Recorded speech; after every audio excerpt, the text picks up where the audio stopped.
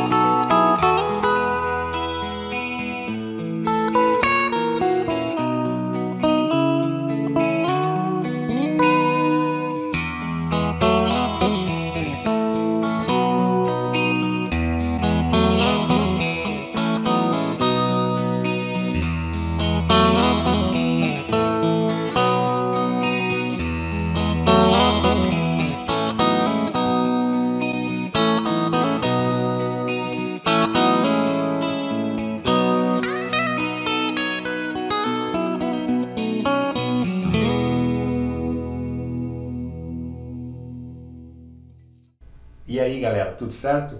Acertaram todas as vezes que eu mudei de instrumento? Espero que tenham acertado e que tenham começado bem este ano com o ouvido bem apurado. Obviamente, as guitarras têm nuances e timbres diferentes. Se formos para a estrada com uma guitarra Condor, talvez ela não segure tanto a afinação, talvez ela tenha que passar por mais regulagens do que a Fender, que é uma guitarra mais robusta, mais confiável. Porém, são guitarras, como disse agora há pouco, que têm uma tocabilidade boa e têm cordas novas. Aqui no estúdio elas funcionam bem. E é isso, pessoal. Espero que tenham curtido essa brincadeira que fiz com vocês sobre o teste cego com as duas Stratocasters. E espero vocês no próximo vídeo. Obrigado, fiquem com Deus e até lá. Tchau!